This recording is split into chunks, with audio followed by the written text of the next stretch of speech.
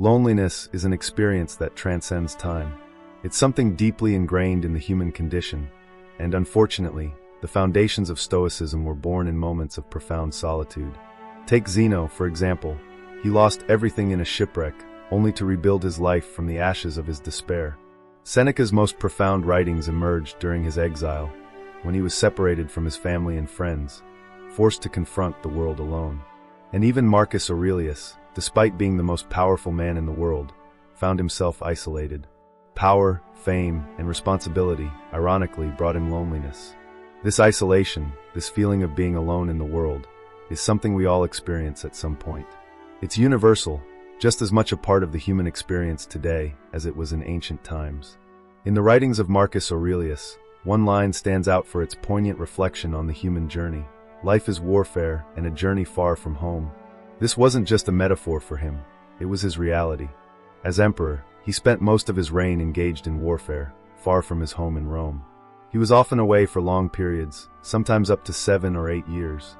During those long years, he was separated from his family, from his friends, and from his personal life.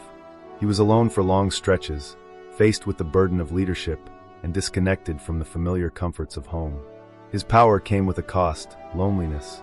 His story is a powerful reminder that even the mightiest among us can face deep isolation, and that loneliness can often accompany success and responsibility, rather than ease. Loneliness is not just an abstract concept, it's a real, tangible feeling that we all face at different points in our lives. And in today's world, loneliness can feel even more profound. We are surrounded by people, yet many of us feel disconnected from others, from our purpose, and from ourselves. This type of loneliness, the kind that arises when we feel unseen or unheard, is something the Stoics had much to say about. Their philosophy, rooted in resilience and self-mastery, offers us timeless strategies to cope with this isolation. Today, I want to explore some Stoic approaches to loneliness, not just the solitude that comes from physical distance, but the emotional loneliness that many of us experience in our daily lives. The Stoics understood the human need for connection, and their wisdom offers us valuable tools to navigate these feelings of disconnection and solitude, helping us to find peace even when we are alone. Stoic story. There's a well-known story in Stoic philosophy about Cleanthes, a Stoic philosopher who was walking through the streets of Athens one day when he overheard a man talking to himself. This man was clearly caught in a spiral of self-criticism, berating himself harshly. Cleanthes, in his characteristic kindness, stopped and said to him, "Remember, you're not talking to a bad person." This simple yet profound statement carries with it a world of wisdom. Cleanthes wasn't just offering comfort, he was reminding the man of his inherent worth, despite the negative dialogue happening within him. It's a reminder that in moments of struggle and loneliness, we often become our harshest critics, and we need to take a step back to see ourselves with compassion. Loneliness, in many ways, feeds into a destructive cycle. When we're isolated from others, we often begin to feel disconnected not just from the world, but from ourselves. We start to doubt our worth, feel inadequate, and question our value. This lack of self-acceptance becomes a barrier to reaching out to others, which in turn deepens our isolation. The Stoics, especially figures like Cleanthes, emphasize the importance of treating ourselves with the same kindness and understanding we would offer a close friend. This idea of being our own ally, rather than our own enemy, is crucial when combating loneliness. When we're kind to ourselves, we ease the burden of isolation and create the mental space to re-engage with others in a meaningful way. The message here is clear. Being a friend to yourself doesn't just make loneliness more bearable. It helps us break free from its grip and move back toward connection with others. There's something deeply powerful about Cleanthes' approach. Imagine him walking up to a person who is struggling, who feels completely alone and consumed by their own self-judgment. Rather than simply offering sympathy, Cleanthes acts like a brother, like a friend, extending a gentle reminder that they are not inherently bad or undeserving. This simple act of speaking to someone with kindness can have a profound impact, especially when we are in dark places, isolated from others, and overwhelmed by self-doubt. In these moments, we must remember that we are not bad people. We are human, and we deserve the same compassion that we so often extend to others. The way we speak to ourselves, how we treat our own thoughts and emotions, matters immensely. Choosing to be harsh or cruel to ourselves only deepens the sense of isolation. But choosing kindness opens the door to healing and growth. There's a beautiful line from the band The Head and the Heart that encapsulates this idea. Until you learn to love yourself, that door is locked to someone else. This speaks to the heart of the issue. If we don't believe we are worthy of love, friendship, and connection, how can we expect anyone else to see that in us? The process of forming meaningful relationships begins not with others, but with ourselves. It starts with recognizing that we are not bad people, and that we deserve to treat ourselves with kindness and respect. As Seneca so wisely states, the first step toward a better life is becoming a better friend to ourselves. Only then can we truly open ourselves up to the richness of relationships with others. Love. You might have this impression that Stoics are cold, unfeeling people, and I completely understand where you're coming from. It's a common misconception, but it's not actually true at all. Stoicism doesn't ask us to suppress emotions or live without passion. Rather, it teaches us to understand and manage our emotions with wisdom. Seneca, one of the most prominent Stoic philosophers, actually says, "If you want love in your life, then love." This simple yet profound advice highlights the Stoic understanding that love, affection, and connection are not things we passively receive. They are things we actively give. Marcus Aurelius, too, learned from one of his mentors that being free of passions doesn't mean being devoid of love. On the contrary, it means being full of love, but in a way that is balanced and untainted by excessive attachment or dependency. So, the question is, do you have affection for others? Can you open yourself up to giving love, even in the face of your own struggles? The Stoics understood that if you want to feel good, if you want to feel loved and valued by others, the key is what you put out into the world. It's not about waiting for others to validate you, to meet your needs, or to give you what you want. Instead, it's about actively choosing to give what you want to receive. As the Beatles famously said, the love you take is equal to the love you make. The energy you put out into the world, whether it's kindness, understanding, or affection, is ultimately what you have control over. If you're seeking connection, if you're hoping for affection, you first have to embody those qualities yourself. This is a core Stoic principle. Your actions and attitudes shape your reality. You can't control how others will treat you, but you can control how you treat others. So if you want to feel better, don't wait for others to fill the void. Start by filling it yourself with love and kindness. Marcus Aurelius puts it beautifully when he says, "If you want to feel good, do good." It's a simple, direct formula for happiness. The Stoics believe that our actions define how we feel, and by choosing to act in a loving and compassionate way, we inevitably bring positivity into our lives.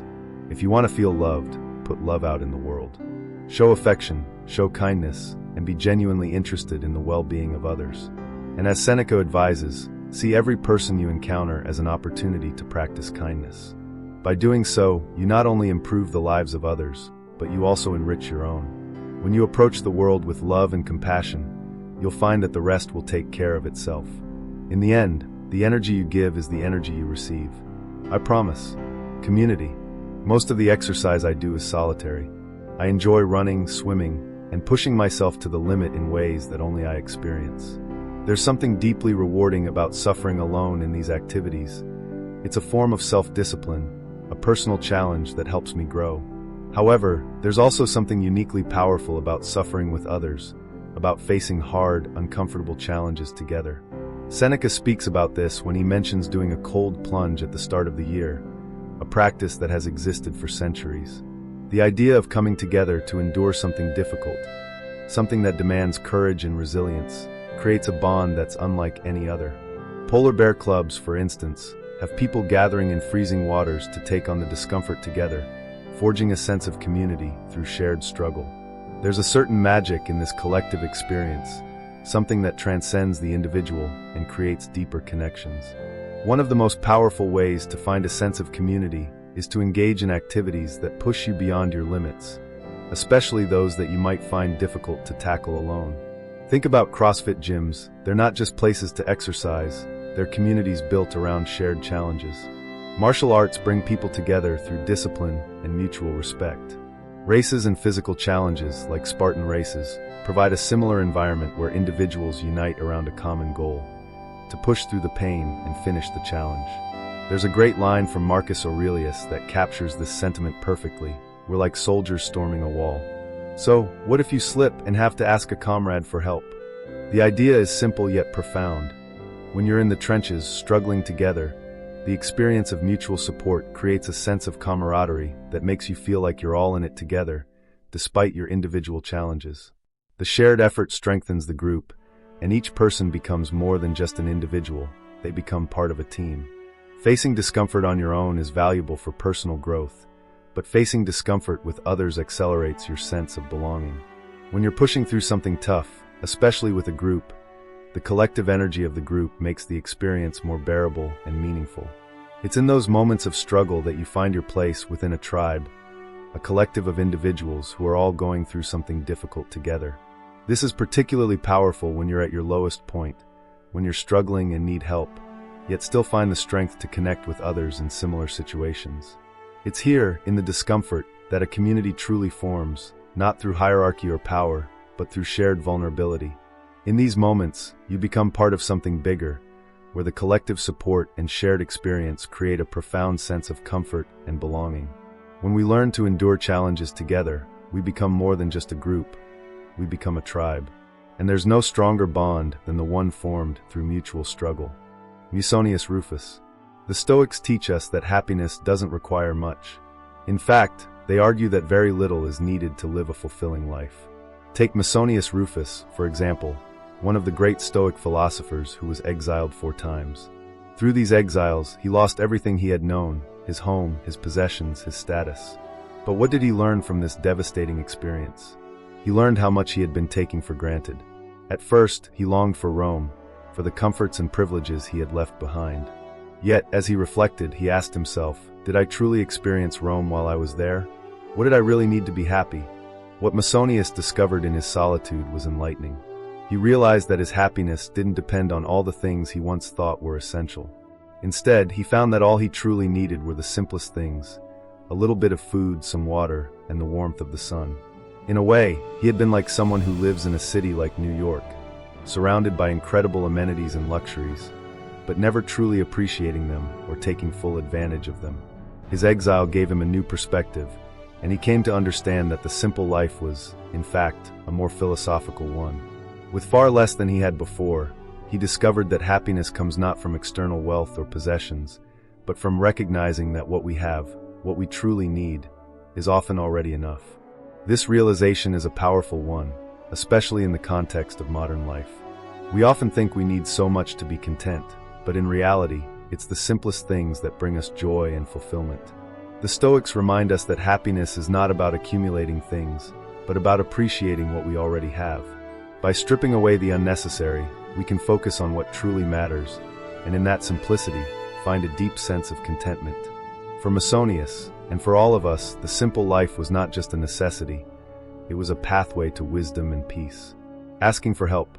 Earlier, I mentioned how Marcus Aurelius described us as soldiers storming a wall, and how sometimes it's necessary to ask for help.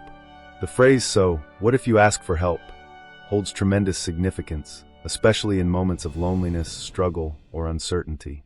When we feel overwhelmed or out of our element, it's vital to remember that asking for help isn't a weakness, it's a sign of strength. It's part of the Stoic wisdom that acknowledges the reality of our shared human condition. We all face challenges, and there's no shame in reaching out for support when we need it. There's a beautiful lesson in the book The Boy, the Fox, the Horse, and the Mole. One of the key messages is that asking for help isn't giving up, it's refusing to give up. This is such a profound truth. Whether you've just left the military, moved to a new place, lost a community, experienced the end of a relationship, or gone through a life-altering transformation like getting clean, those transitions can feel isolating and difficult. In these moments, asking for help is not a sign of defeat. It's a refusal to let go of the possibility of growth, connection, and improvement. It takes courage to put yourself out there, to ask for support when everything inside you wants to hide or struggle alone. But the truth is, you must be willing to ask. It's a key part of healing, rebuilding, and finding your way. Asking for help doesn't mean expecting others to do everything for you. It's not about leaning on someone to solve your problems. It can simply be extending an invitation. It could be saying, "Hey, I'm going to do this thing. Would you be willing to come with me? I'd really appreciate your company."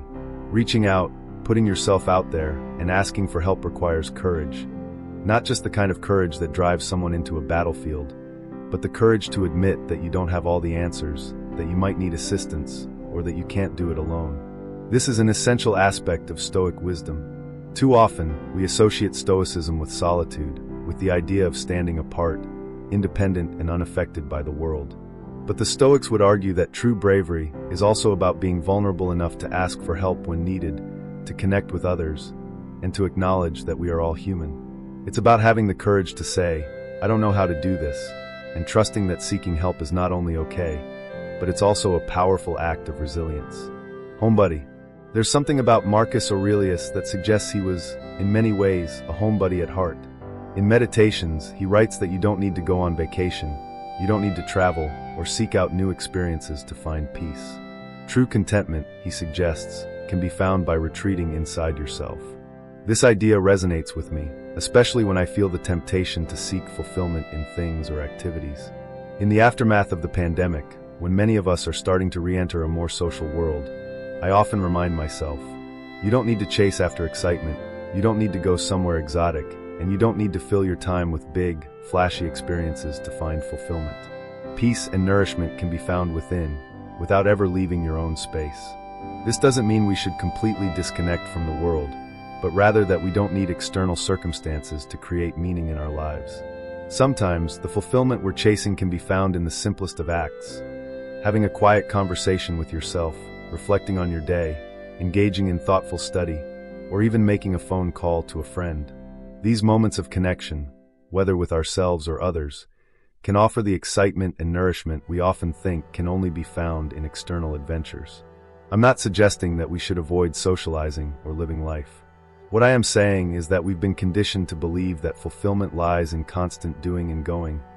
But the truth is, we carry ourselves wherever we go. The contentment we seek is already within us, and if we take a moment to stop and reflect, we can tap into that peace and joy without needing to go anywhere at all. Conclusion. I'm not suggesting that every problem you face can be solved by simply going for a walk, but I can confidently say that there's almost no problem that can be made worse by stepping outside and moving your body. Sometimes, the very act of walking can do wonders. Whether it's giving you a moment of calm, helping to clear your mind, or providing a much-needed distraction from whatever's troubling you. Whatever it is that's bothering you, whatever worries are racing through your head, take a break and go for a walk. It doesn't have to be long or far, just enough to get your body moving and let your mind settle for a while. You'll be amazed at how things might start to shift in that moment of stillness. Even if nothing magical happens, at the very least, you'll have stepped outside, breathed in some fresh air, and witnessed something beautiful, like the sunrise, the sunset, or the sky's shifting colors. Those small moments of connection to nature can do wonders for your mental state. The physical act of getting active, even in the smallest way, will leave you feeling better. And who knows, it may just give you the perspective you need to handle whatever it is you're facing.